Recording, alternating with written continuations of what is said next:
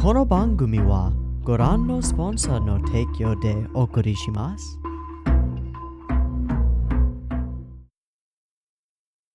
Ooh, it looks good. Oh my god, it looks good. It looks like a good episode. Okay. Alrighty, welcome everyone. I'm Teeaboo, and I'm jumping right into it without any preparation. I am here today for Mushoku Tensei, Season 2, Episode 8, The Fiancé of Despair, which turns out is an accurate translation of the title. I had asked if that was correct because it seemed a little bit weird to me. It's exactly correct. And the despair of fiancé, but, Japanese grammar, it switches around, and people talked about this in my Discord for a while, and people talked about it in the comments for a while, and it means exactly that. But what the hell does it mean? I don't know. I definitely didn't draw what it means. I drew something else entirely relevant. This is one letter off. This is the finance of despair, and it's a real-time, accurate depiction of how most people engage with cryptocurrency markets. It goes like this: nothing. Oh, it's going up, but nah, I won't. Nah, it's stupid. Whoa, my god, it's like, oh my god, it's like $1 bajillion. Oh my god. Okay. I'll buy. Fine, it's gonna keep going up, right? Whoa. Whoa. Okay, it's going up again. Buy more, and it drops off a cliff. Uh-oh. But I can't let go. I've got so much invested in it. I can't stop here. I have to keep it. I have to hold it. Oh, God! And that is where we hit the despair portion. And then we can just repeat the whole loop. If you look over history, there are 2 of these cycles that have happened. There's actually another one like right in here that's the same, just smaller. 2 of those have happened already, and we're moving into number 3. It's happening right now. We're in the midst of number 3. A bunch of people are going to lose bajillions of dollars, and a bunch of people are going to make bajillions of dollars. My recommendation is probably to stay the hell out of it. Unless you're confident in your ability to day trade, stay the hell out of it.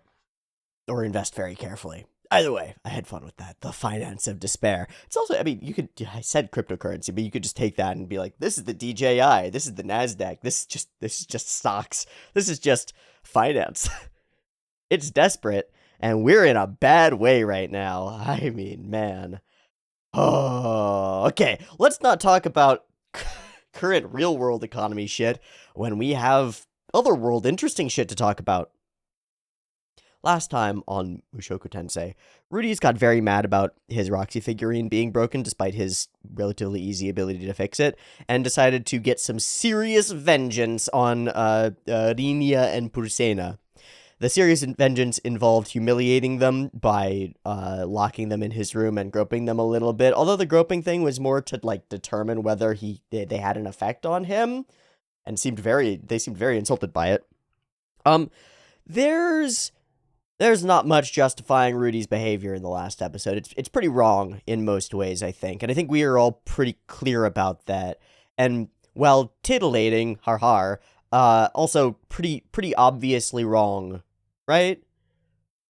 Right. I don't think the scenes should make us feel uncomfortable, and I think it does a really good job of doing that, and that's one of the things that we have to keep in mind, that Mushoku Tensei's purpose is to engage in uncomfortable circumstances and situations, and this is certainly one of those. I think I may have erred in the last episode on the side of trying to, at least in my own mind, perhaps justify Rudy's behavior, as opposed to just accepting it and trying to understand it. There's a pretty big difference between the two, and I do think that I erred more on the side of justifying. Like, I as a person watching this show and who's engaged and invested in Rudy, need to come up with a reasoning or a set of reasonings that makes his actions and the confining and groping of Beast Girls seem okay to me. And it's not the most wrong thing that we've seen by any stretch of the imagination at all. But I think maybe I should have focused more on understanding why he acts the way that he does, or has acted the way that he does, and how it plays out in this world. And again, we come to this situation where this is not our world. This is a different place, and the expectations, norms, and social norms are entirely different. So, I don't know. I don't know exactly what to think about the last episode. I think it did a really good job of making me feel uncomfortable. And I think particularly about the moment where Rudy and Sophie come back to the room after leaving the two girls in there all day, and it's just sad. All of the fire of like, haha, we're gonna do a funny is pretty gone. Once they're like sad and broken and like actually crying and have peed themselves, it's just brutal. And it's like, okay, this was wrong. And I think even Rudy gets that, um, and sees it. So all in all, it ends up kind of working out in a way that makes a lot of sense to me. But it took a little bit of effort to swallow it completely, if that makes sense. Don't take that out of context, please. Please. God. It did. It took a little bit of effort to incorporate it effectively and to let it simmer. And I think that's a valuable thing. I think that's a valuable thing. And it's a thing that we as a community, disconnected, decentralized community of people who watch, review, talk about, enjoy, experience anime, we're very focused on immediacy and instant gratification and in out, in out, in out flow. And it's something that I've always tried to distance my channel and my work from. It's part of the reason that I stayed away from, in general, watching things as they air. This being something that's definitely like right on the edge there. I'm watching Mushoku Tensei a week after it airs. It's pretty much on the dot. But getting stuck in that sort of immediacy flow has a repercussion to the way that we experience the media itself. And the repercussion that I see is that what we want often is a quick, complete explanation. And we'd rather have it be quick and incomplete than slow and complete. Does that make sense? Like, I'd rather have an explanation same day, an investigation or an analysis same day, immediately, short, quick, straight to the point, etc. Even if it's wrong. Even if it's wrong, or even if it's not full, or even if it's not deep or intricate or valuable, I'd rather have it immediately and automatically and quickly than have it be in depth or careful or well thought out. And that's not what I want to do. That's not what I want to do on principle. I want to take the time to be able to investigate a little bit. And so I think what I need to be able to do in moment is, and I did say it a bunch throughout the last episode, but I need to be able to say in moment, I'm not sure about this yet. I'm going to need to think about it, and I'll get back to you at the beginning of next episode. Stuff like that. Because there are a bunch of elements of the Linea Persona Rudy thing that do feel that way to me, where it's like, okay, that's a really interesting circumstance that's layered and complicated in a way that's not obvious. Because it's really easy to see the scene and just go, well, Rudy's a horny boy, like every horny protagonist, and they're hot girls, and so he grabs them and gropes them because that's what he wants to do. He's a big pervert. And that so misses the mark that it's not even close. It's not even close. It's like the bullseye is here and the arrow is way over there. It's so far off. So that sort of immediate, obvious take is really not very useful when it comes to a show that is not immediate and obvious in its symbolism or its explanations. You gotta spend the equivalent time, in some sense, to unpack what's been packed. It's kind of funny. It reminds me, this is a weird aside, but we'll do those continuously. That's what I do. I was watching a lecture by Stephen Wolfram the other day. Wolfram of Wolfram Mathematica. If any of you are math people or physics people, you know exactly what I'm talking about. If you're not, it's the math, but on the internet. Like all of it. It's really powerful. Extraordinary. Wolfram's a brilliant human being. And one of his... He's at the forefront of a lot of scientific debate at present because of his interactions and integrations with ChatGPT and OpenAI in general and stuff like that, because he's taken the whole of the Wolfram language model that he's constructed and applied it to ChatGPT. And in the interim, you have the ability to just be like, to ask ChatGPT, hey, how far is it from Tokyo to Chicago? And it'll just figure it out. Not via ChatGPT, which just takes that and figures out what it means, but through Wolfram, because it can take that, plug it into Wolfram, and get answers back. So what ChatGPT ends up being is like a transport layer. You take the initial information, you blow it up into a big, like, uncondensed, unabridged report, and then ChatGPT can, like, compress that back down as a transport layer into something more coherent and concise.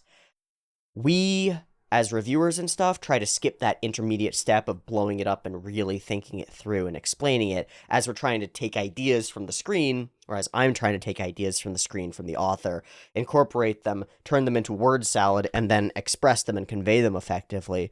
Sometimes we like to skip the interim period where we actually investigate all the things and just jump from one conclusion to another, and that means we lose all the nuance in between. We don't end up spending the time to unpack the thing before repackaging it down. Because that's sort of what's being done, is that I'm seeing a very condensed piece of media. I'm unpacking it into a big explosive scale sort of inside my head, and then I'm repackaging it down into what I hope will be coherent words coming out of my mouth and expressed to you, both in terms of what the media is and what I think it is and my own layers of interpretation and all of those things. But if I feel rushed or like I need to get that explanation out immediately, then there's less effort putting into the unpacking and repacking stage.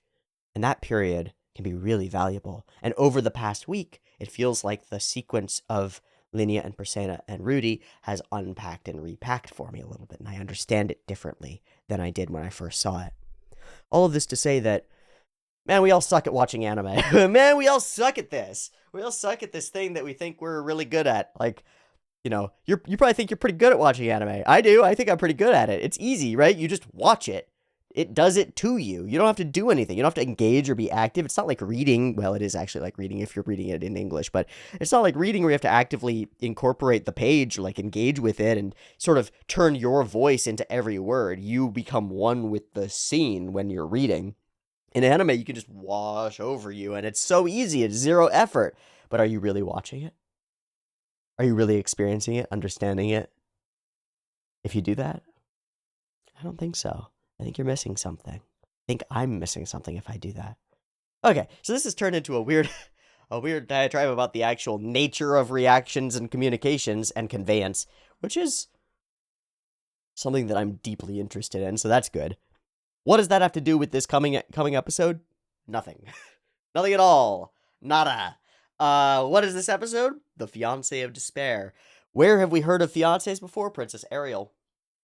What was the context of that? I don't fucking remember. Not even a little bit. I think she's seeking a match in order to reinstate herself and garner some political authority. If that is not the circumstance that we're dealing with, then I have no predictions. Otherwise, my prediction is that it's Ariel, and also we haven't seen the four-armed purple humanoid creature thing, whoever the fuck that is. And so I those things need to happen. Feels like time. Those things probably should happen before everything explodes, which I expect it to do soon. We're hitting near the Kura mark, and within the next 3 to 4 episodes, I expect everything to explode. I don't know what that means. I don't know what explode means here, but I expect things to get really funky. To introduce Nanahoshi stuff, to introduce other things. Cliff does a weird, I don't know. Whatever it is, something weird should happen soon, because everything's been very normal and peaceful and calm. And the worst horrors that are around us are the commonplace ones. The slavery. Or the immediately obvious ones. The Rudy himself. He's the biggest threat right now to the state of the world. And that's not the way it actually is. There are big threats lurking under the surface, because that's the nature of stories. There's always a monster right under the surface. And in this case, I think it's a pretty girl from Earth with a mask on and dark black hair studying magic. I think that's what's going on. And I think she probably has all the textbooks that Rudy actually needs in order to understand teleportation stuff. Maybe she was even responsible for the events of the... No, I don't think she was responsible for the events of the thing. I don't think that was it. So, 15 minutes in. I was going to do some comment spotlights, but I think I've actually covered most of it. None of this would be possible without Rudy's erectile dysfunction. Very first question, right? Yep. Yeah, actually, writes all of it as being this is not just simple, but this is all set up from the beginning of the story effectively, and this is an indication of Rifujin's brilliance, which I agree with. When he pops Persena, I think. No, Linnea, in the forehead when she's about to that's because she's about to howl at him, which, yes, used before.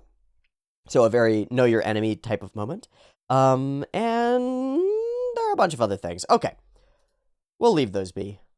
I would like to turn my attention to the episode at hand. Episode 8 of Mushoku Tensei Season 2. The financiance of despair. Would my light stop doing this, please? Would you stop? Would you fucking stop? That too bright? It's kind of too bright. It's like the dimmer switch on that is on the fritz or something. I'm really not sure. It's extremely annoying when it starts to... It's extremely annoying because it starts to, like, fuzz in and out and flicker. Very annoying. Regardless, Mushoku Tensei Season 2, Episode 8 is up and ready to go. Motbob's subs and Motbob's version still coming at us. The first frame looks gorgeous. We've got open sky, a little tower. It's lovely. Let's reinvest ourselves into this excited world and the journey of Rudius Greyrat, as he almost discovers that his childhood romance is his new best friend, and maybe finds other intriguing things here in the Magic Academy. Let's give it a go. Early access on the Patreon. There's also a big poll going. Check that out. And 2 versions, picture-in-picture in the description. Timer on YouTube. Beep beep timer to count it down. Let's go for episode 8.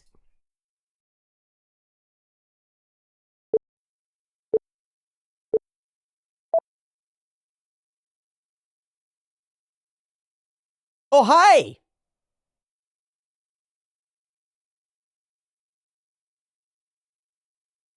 He's just getting pissed about these fucking... Was he actually reaching up her skirt?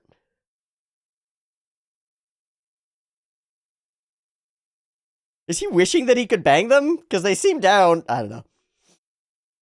That's where I'd be at. Ah! What a... Hey!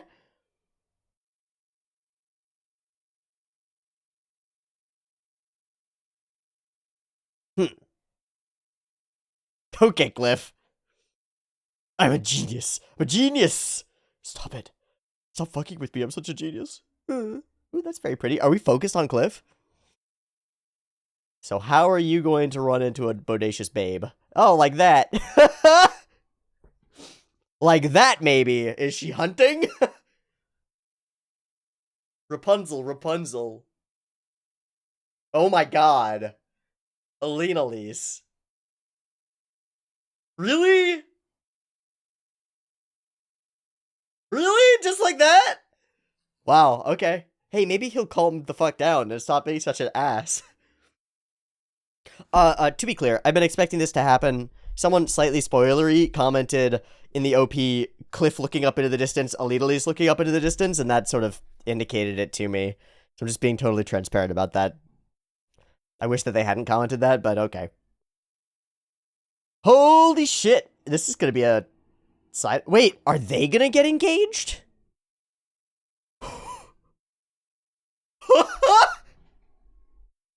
No! That would be bonkers. A whirlwind romance between Cliff and Elinalise. Holy shit, I shouldn't laugh. It's possible. Oh my god. She really, all that time traveling with Rudy, she really got a craving for the young D, huh? Oh my god, Elinalise! Here, yeah, uh-huh. And they're matched looking at each other, wow.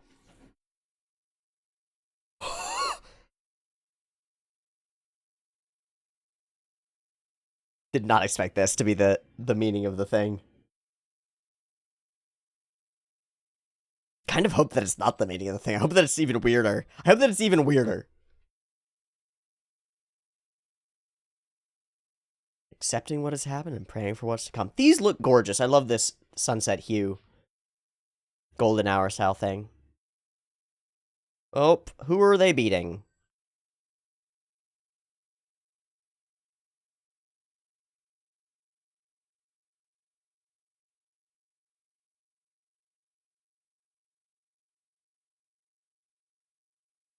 Yeah. Who are they fighting, though? It's Cliff, right? Who else would it be? And why? And if this is him, he's not going to set this as an overture of friendship. He's going to be condescending to you in return. Yeah, I didn't ask you for fucking Yeah, oh my god, he's got a heart? What the fuck? Ho! Me too. Yeah, that's a hard one. If I do this, does it get better? Yes, that's way better. Okay, we'll just do that. Lovely. Oh, hi. Do you just want to be friends, bro? Hey, bro, actually, do you just want to be friends? You keep following me around and staring at all these fun friendships that I have, like, jealously.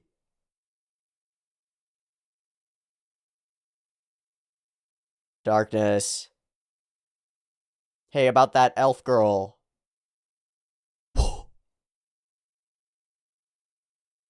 Oh, yeah, what the fuck are you talking about? Oh, yeah, can I practice with you? You look like her.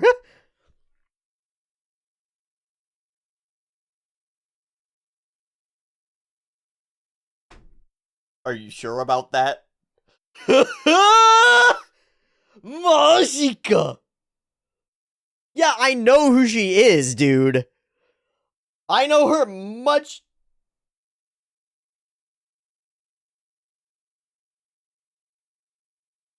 Huh.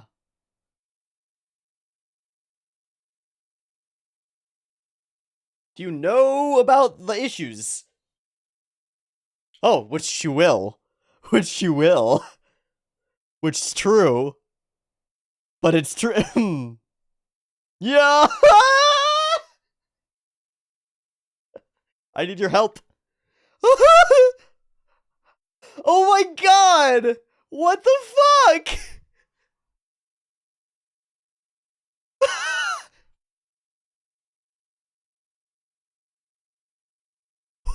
Oh no.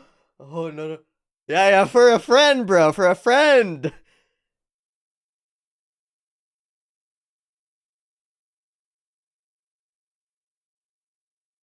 She was so scared. She was so scared there. All the angles in this episode have been really intriguing so far. Yeah, you're gonna judge better than they can? No, let it happen, man. Let love take a chance. Oh, she still thinks.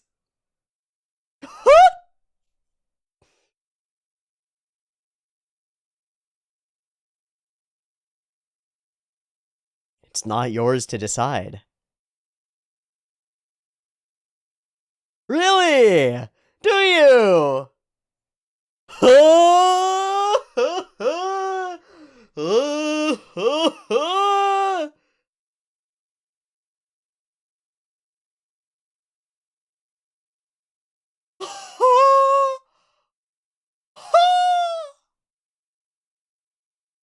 And there's just so many layers. Can't help the trouble down the road. It's just off to the races. You let them go and they do what they do. Like us, baby. Yeah, and if you ever happen to have a crush on like a boy who's a girl or anything, then let me know. Just let me know. What's up? That's very pretty. You know, just let me know. All the couples coupling. Romance is in the air. Except for you, Elinalise Dragon Lord. Staring wistfully out the window. Hi, I've brought penis. Sorry. He's in love, dude. Let it happen. You're not gonna get rejected. That's the issue.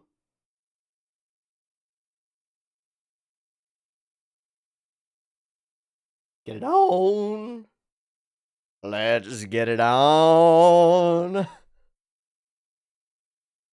Oh, this is so cute. Your beauty wafting down from the window. Your glorious locks.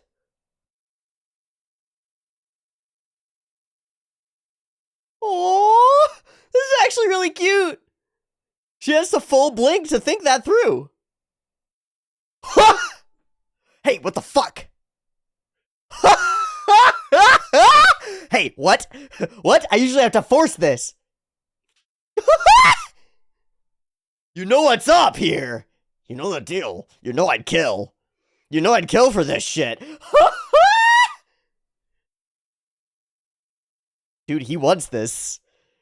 He's a pervy little fuck. He's a pervy little fuck. What are you gonna do?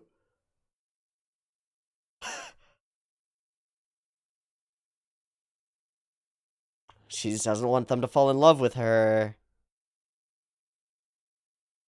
But there's risk involved. There's genuine risk. No? Oh, actually?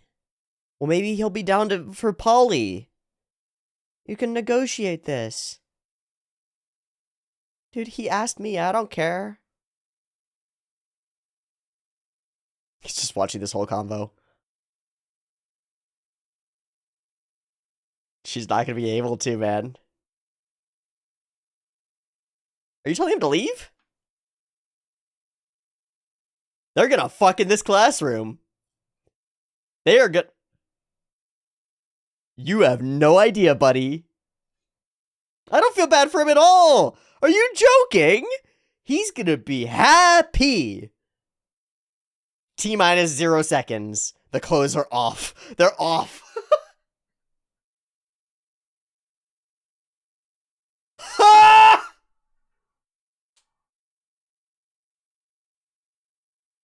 She's just on his lap. Are his pants on? Holy shit! They're gonna get fianced?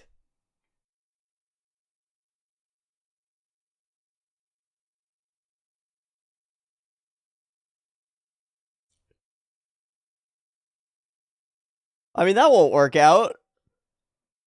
But as long as you... Oh! Oh! Oh, this is ultra cute. What the fuck? I hate it. Yeah! Me too. What have I done? What have I done? No, this is great.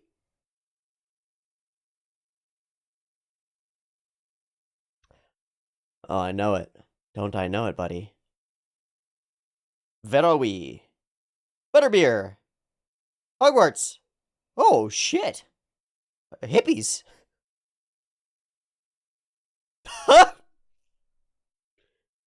You give them any privacy and they will fuck. Oh, wow, okay. That actually tracks. Oh. Those two. Yeah, those two.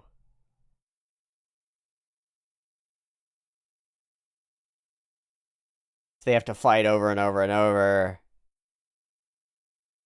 Oh. Are they making you take the challenges? Oh, bangin'. Let's go, dragonflies. Get it on. I am challenging you. Huh? That guy. Not me. Who's that? Who's the hottie with blue hair? Like, goddamn.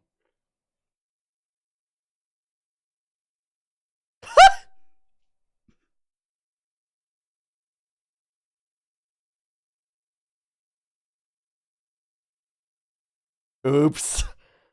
Oops. Yep.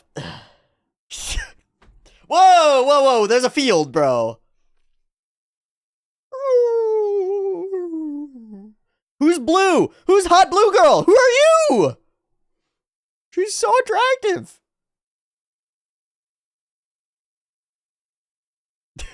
Just a pile?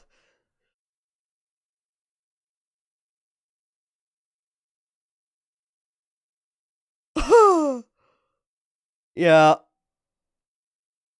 Well, I beat them. And they view me as their leader now, so...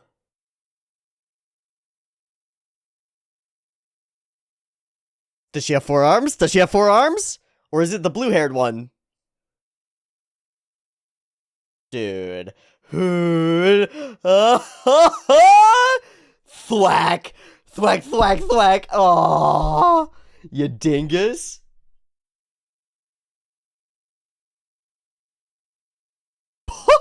Did she defeat all of them already? Oh, no, she's here! I'd say she. They. He?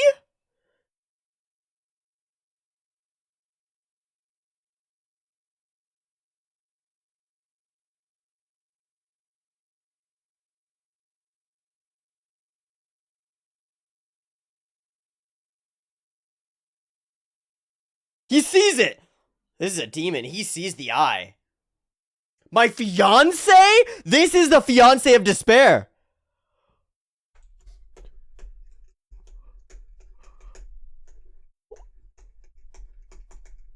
I'm sorry. Demon King? How many of those are there?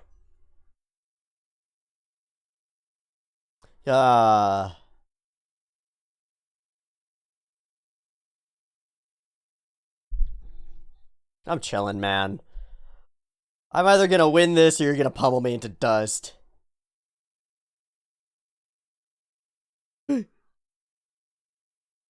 Yeah. Hard to forget. Okay. And so I had to fight you and beat your shit in.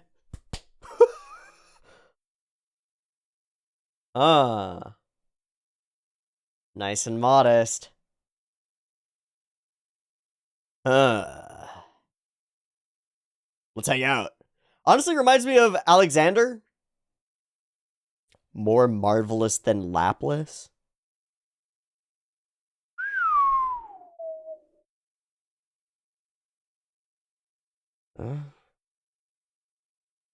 It's more than that, man. You're a little special. You'd have to, like, be from a weird world. Maybe Laplace was a reincarnated person like you. Yeah, maybe.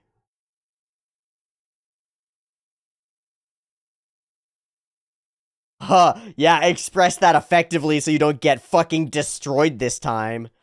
Yeah, because I got dead the last time I said this.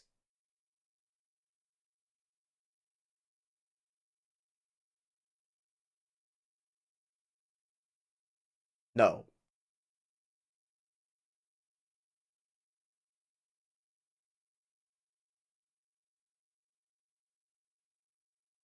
Dude, this is real info. No. Fucking shit. Alright, Badigadi.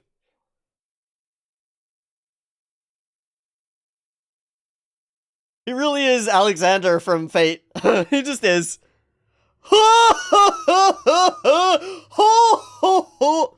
Oh.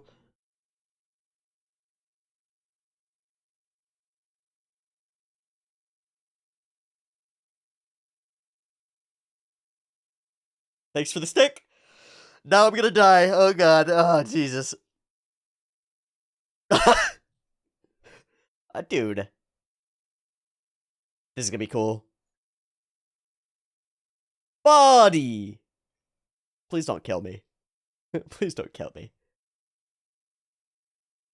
Oh, literally. No.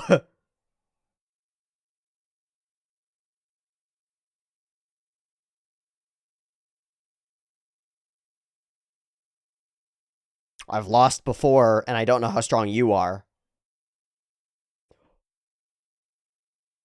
That is a name that he's not going to not know. Yeah, you met him?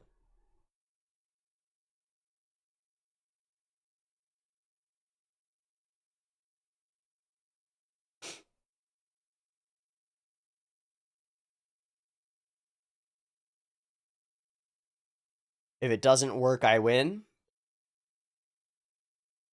Oh, dude, you don't know this guy's abilities. What are we wagering? Yeah, but what's the wager? Oh, so intimidating. Fun. Is he going purple fire? Yeah, he is going purple fire. He's building another nuke. Ha ha ha ha! Oh, he's going straight for a spear. Giga Drill! Just who the hell do you think that I am? I'm not my bro! I'm not Hitogami! I'm Rudius! The Digger!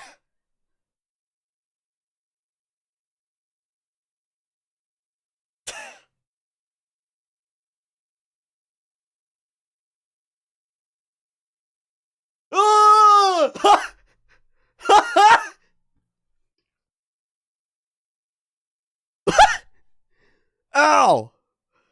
Fuck! He gets up fine. Look! He told me to hit him as hard as he could. He's gonna get up. Or is he fine? What?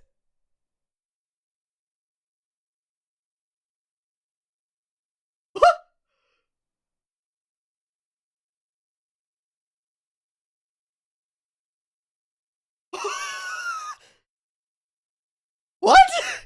No! No!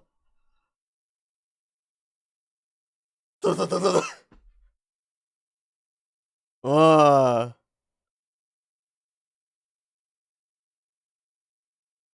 Huh?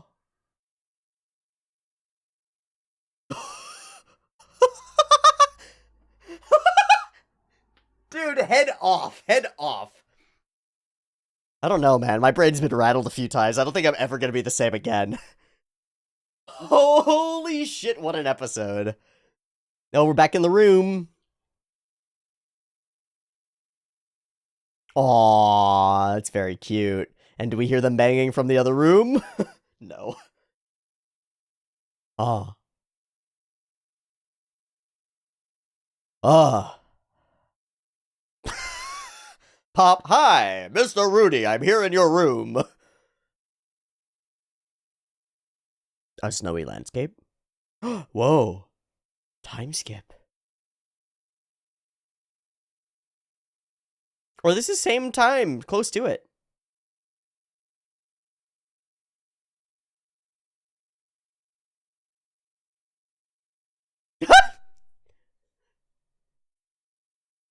Immediately! So that's why he keeps getting scratched the fuck up.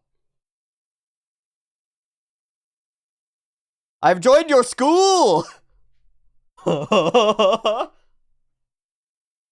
no. My favorite student.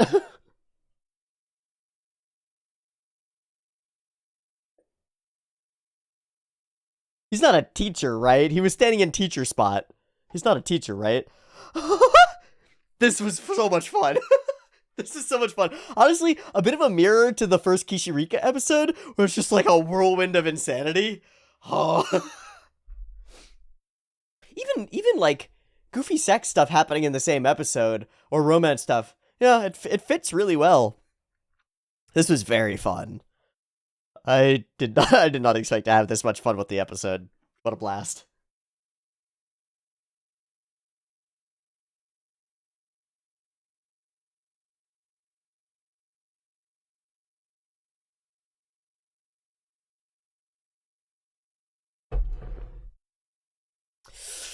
Oh, what are you gonna do, Fitz-Sophie? What are you gonna do? Her little bits of worry when he brings up like another relationship thing, it's when he has a crush, are so cute. Poor thing. Poor thing. Badigadi!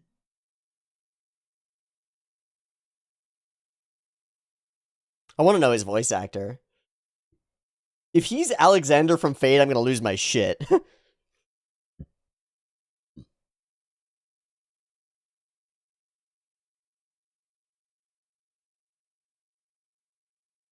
And next title will be Not a Turning Point, Not a Turning Point.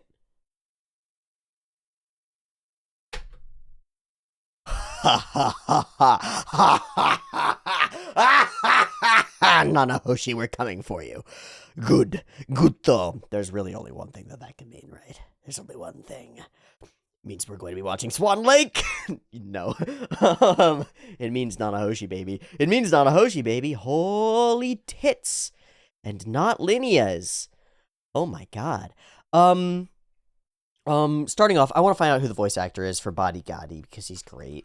Taiten Kusunoki. Morel Makarnathi in Hunter x Hunter. Shin Tennis no Oji-sama, Genichiro Sanada. Wu Meng in Kingdom. Ibuki in Beastars. Antonio Lopez in Tiger and Bunny. Thorgal in Vinland Saga Season 2. Vulcan Hastus in Promare. That shitfucker. The dude who's the head of the police force thing. Yeah, that's it. He plays a lot of big, bald, bearded dudes. It makes sense. It makes sense. He plays a guy named Mauld in Rise of the Shield Hero. Season 2. It's a very funny name. Nothing in Fate. Okay, cool. I still think he did a great job as this character, and that's pretty great. Oh boy. This is a fun episode. 2 things that I didn't think would be coming to bear so soon, which does make me think that we might move toward real story beats a little bit faster than even my couple episode prediction might indicate, which is very pleasing to me. I think the whole episode flows great and is a blast. It's a lot of fun. This one feels like we're spending time in high school. It really does. The time is flowing, time is passing relatively rapidly over the course of the episode, and we're seeing vignetted events that line up really well. The relationships have shifted and continue to transition and shift over time. The relationship between Rudy and the Beast Girls has shifted, obviously, and interestingly. Fitz and Rudy continue to be close, but in this sort of standoffish sort of way. And we move toward engaging a relationship between Cliff and Elinalise, which ends up being really cute. And sort of the exact ideal, which is disbelief on both sides. I strongly believe this when it comes to relationships. The way to make a relationship as solid as possible is when both people think that the other person is out of their league. It's the best result. When each of them is like obsessively enamored with the other and cannot believe that the other would actually give them the time of day. Where the one person in the relationship is like, you're so much cooler than me. I'm absolutely joyous every day that I get to spend with you. And the other person is going, you're so much more interesting and cool than me that I'm absolutely joyous about every day that I get to spend with you. And then suddenly we've got a great relationship. And what it takes is differences in what you're looking for. Genuinely just differences in your priorities. You know? Some people are really interested in physical attraction. Some people are really interested in mental prowess, right? And you find a person who matches that puzzle piece with you, where they really highly, in fact, overvalue the parts of you that you're really good at and don't really care that much about the parts of you that you're really bad at, right? And then vice versa, you know? So maybe you don't care what your partner looks like, but you really care that they take care of their space. You find somebody who really takes care of their space and doesn't fit the other thing, and get your puzzle pieces to line up. And that feels like what we get here between these two. Cliff is like this beautiful, like older, experienced, brilliant, high grades woman who's awesome. Like, oh my god, a 10, right? And she's like, oh my god, a cute, gullible, idiot boy who I can fuck as much as I want, and he actually likes me for me? A 10! And each of them is like, I'm like a 5. I suck, right? Cliff is like, he's like, I'm a genius and whatever. But in reality, that's a thin veneer. We haven't seen it crack for Cliff, really. But it is a thin veneer, right? You can't really go through life living with that arrogant shell on and not know the truth inside yourself. I've known enough people and been arrogant enough in my life to know that this is the case. That arrogant exterior is it's armor. It's a shell around a very, very pitiful center. And so Cliff is not very sturdy. He's not very sturdy. He doesn't really think of himself as great and powerful and stuff. He wants everybody else to treat him that way to reinforce his falsified opinions of himself, right? That's really what I see in him. He demands respect from everybody else because he doesn't really have that much for himself, I think. So, he sees Elinalise as so much better than him, and Elinalise sees him as something that she could never attain because she's cursed and broken. Me? I'm the worst. Does he know about my problem? Don't you know about my problem? He doesn't care, though. So you gotta find someone who doesn't give a shit about your negatives and really values your positives. Or even, magic, sees your negatives as positives, because some people actually do that, right? Oh my god, it's the craziest thing, you know? I'm too spontaneous and bad at making plans. Some people are like, I'm too rigid and organized. God, I'd love somebody who's a little bit spontaneous in my life. There are 8 billion people in the world. Half of them are the gender that you're probably interested in, unless you're really, really isolatedly interested in, like, trans or intersex people, and then you've got a much smaller window, but otherwise, bam!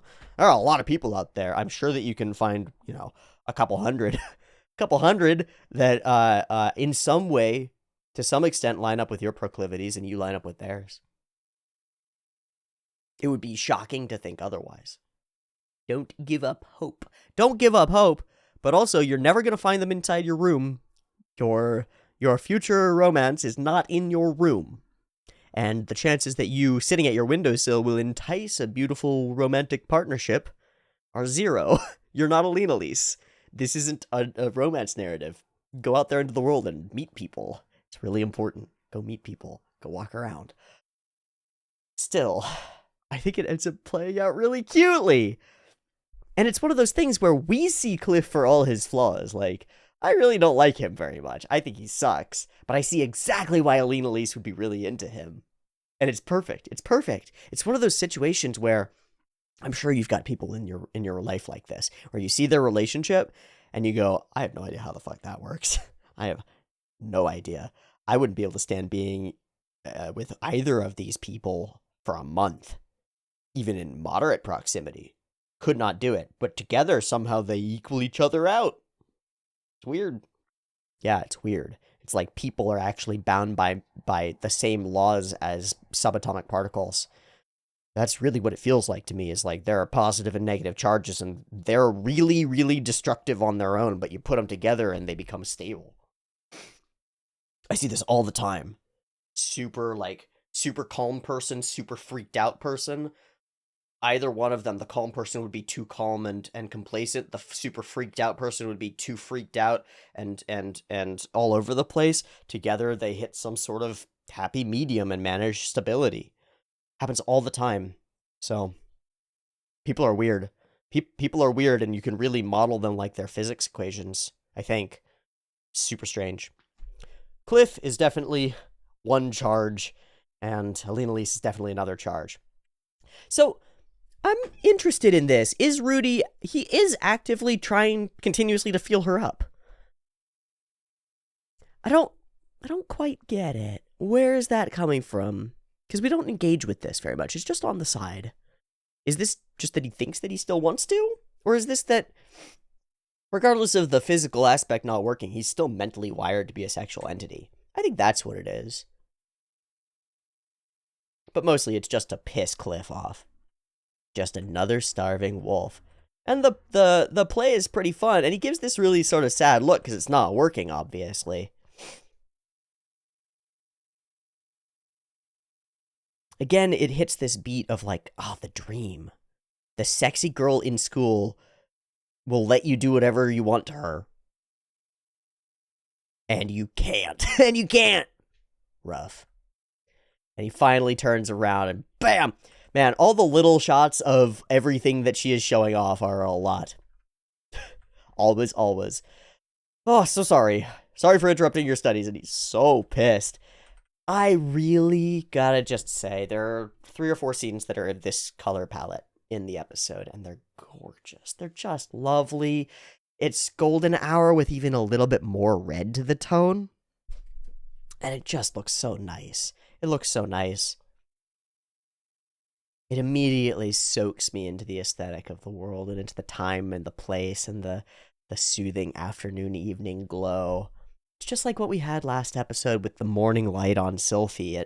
It sells things in a way that's pervasive that a lot of shots don't do. It's like a mist that flows in. The light itself is like a mist that flows in, or something that pervades the whole scene and encompasses everything, and it encircles everything.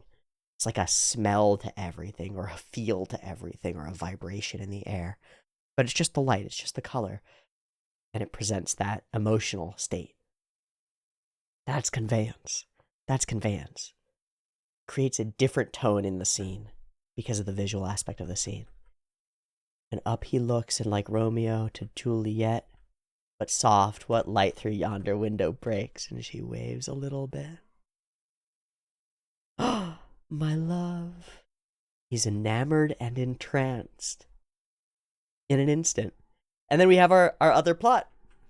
I guess actually no, the other plot will emerge later. This is the same plot. He was getting beaten up, and he almost goes into the, I didn't ask for your help. He's really tempted to, and then we see that he's a human being, actually. This is a great shock. This is a great surprise. Because Cliff was arranged as truly an ideological enemy who hates you and is vengeful against you for petty reasons. And he's not quite as petty right now. Not at all. And in fact, there might be the chance that he'll tell us at some point that he's met Eris, which might be interesting. Either way. Why does he even hate me in the first place? We skim through. Montage, and Cliff continues evaluating Rudy and watching. And what he's seeing is that Rudy knows Elinalise. He's coming to terms with the fact that he's going to have to bridge this gap and talk to somebody that he despises in order to make this thing happen. He gets all the body language is really nice. His shoulders all right up. I know they've got pads in their shoulders. That's how we've drawn them, at least. Still way up, way tense, not sure. And it's a sacrifice of position for Cliff to ask a favor of Rudius, right? I'm better than you. That means I don't need you. But now I need you, and that means I'm not better than you. So I have to sacrifice that betterness than you in order to actually ask you for something. And so he swallows his pride a little bit, and he actually does it. Again, an indication that Cliff's a human being. Damn it. I wanted it to be so simple so that I could just hate him forever. Why do you have to write a complicated character, Refugene? It's not fair. It's not fair. Give me a simple character that I don't have to unpack at all. So I can just be like, haha, Cliff sucks. Fuck. Damn it. Every time. It's like that whole stupid speech that I gave at the beginning about trying to really unpack the information and having to really spend some time thinking about it and not being able to take things at face value and stuff actually is relevant to the story continuously. Who would have thunk? The lady at the window, Elinalise, Dragon Lord. They were spreading scandalous rumors that she'll fuck anyone. Well, about that. I think that the conversation with Sylphie is great because there are layers and layers of misinterpretation. As she thinks, you have a romantic partner with somebody? Maybe it's me, maybe it's somebody else. Oh god. I have nothing against her, but I'd never date her. And Sylphie's response is really great. Everybody's different, man.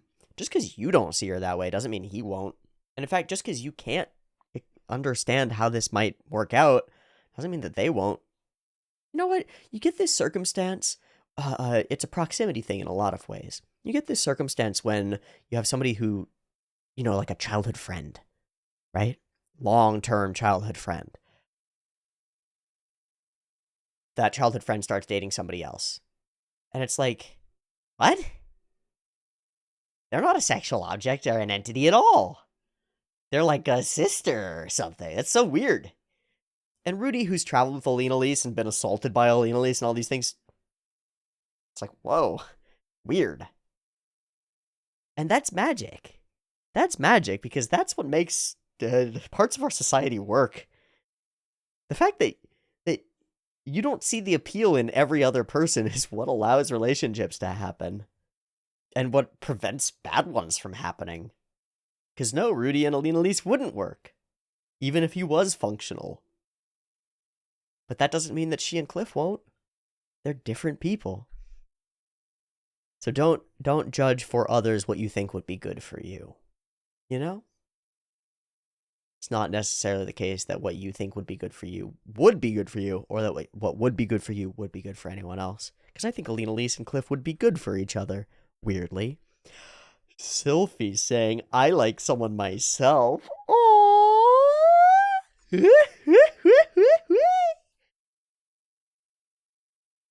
We skim around town to show all the little couples. So formal. So formal. I've long admired your beautiful features. And she... I thought she was going to full headlock Cliff and be gone. That's what I thought that this joke was that she was just going to snap to. And Rudy would just be standing there like... Oh. Okay. Instead, I really like her full blink. She gives it a full...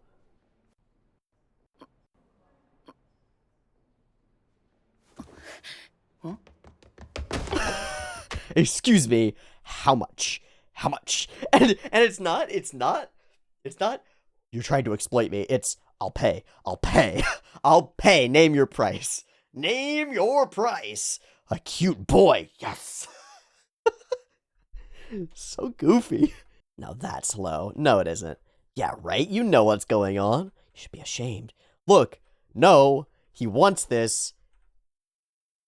He wants you. And she says, I can't deal with the serious ones. And I really see this moment here because we've set this up with the, dude, bro, fuck. Even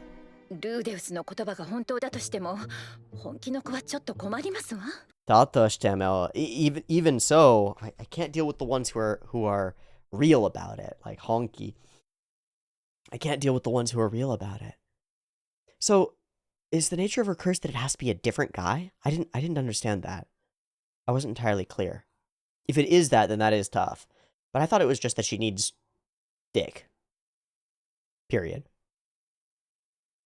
I don't know.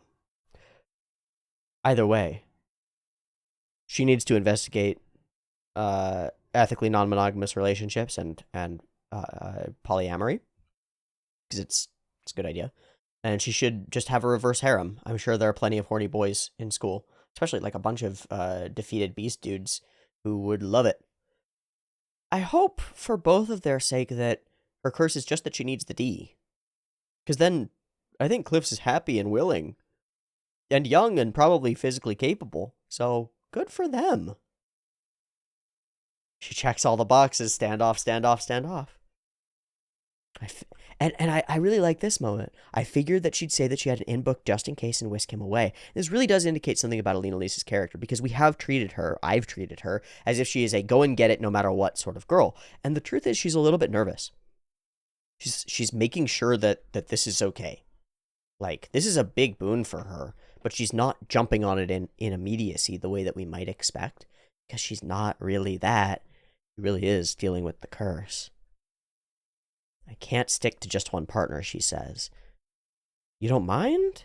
Well, please try to be truthful as possible. Okay. And get on out of here. And I have the distinct impression that their clothes are off the millisecond after that door closes. Either way, they've certainly had done the do before today. She is on his lap, and they are smiling and happy and blushing and lovely. They are fully a couple. I'll do my best to control myself from now on, and I love her face in the background. We'll see how it plays out. I won't let you suffer alone makes me think that he's going to be pretty open about it, and that this could work, and that they've actually talked it through and negotiated it to some extent, which frankly can work great. This is so cute. Love to cure myself too. Oh man, this is great. I love this little montage. All these scenes look really lovely to me. There's this depth and dappling to the shadow and color and space that makes it feel really alive. Alive, even though they're still frames. The hippie girls with flowers or wheat stalks in their hair all doing a harvest dance. It gives this feeling of tradition and ritual and normalcy and stuff. And another seasonal tradition happens here. fighting duels as a marriage proposal of a sort. And now you're wrapped into it. The symbolism of the dragonflies and stuff is cool. Who the fuck is this blue person? What the fuck?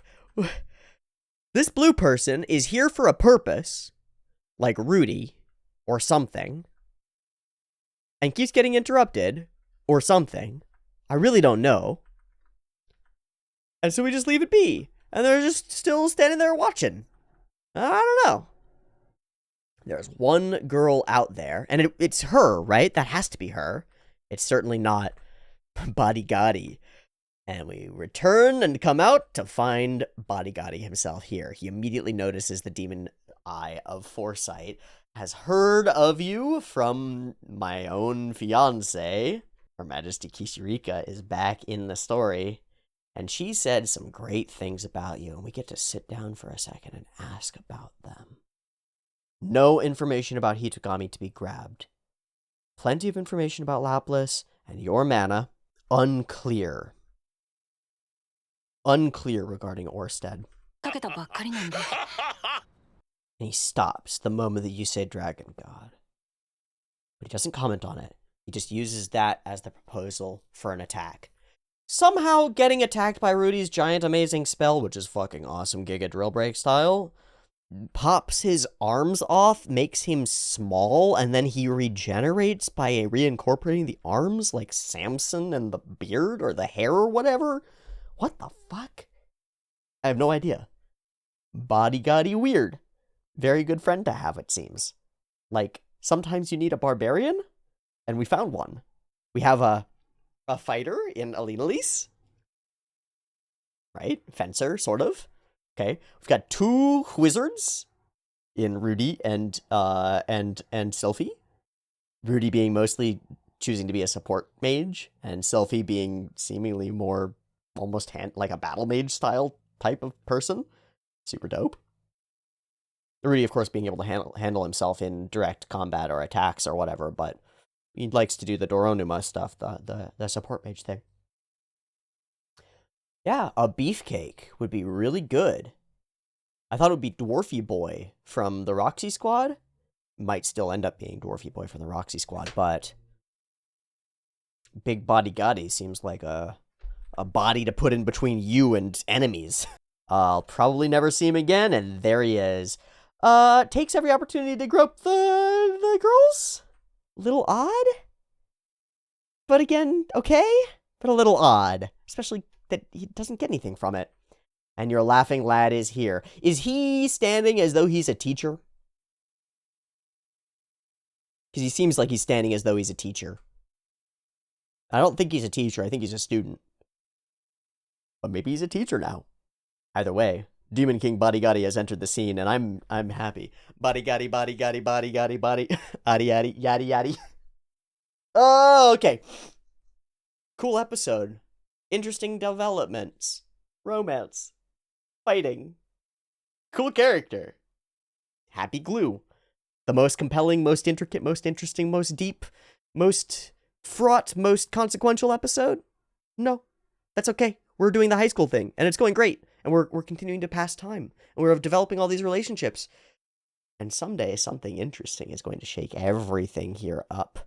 And maybe it'll be tomorrow when we find out about that white mask.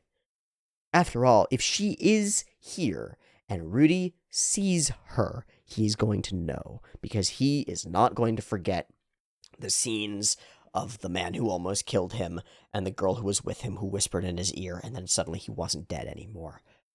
So, next week, we will find out much more about the world of Mushoku Tensei, I hope. For now, Cliff and Elinalise getting it on. Good job, folks. So interesting. Okay, that'll be a wrap. Thanks so much for watching. I'll catch you next week for more. Check out the polls on the Patreon and whatnot. And I'll see ya in the next episode of Mushoku Tensei. Peace.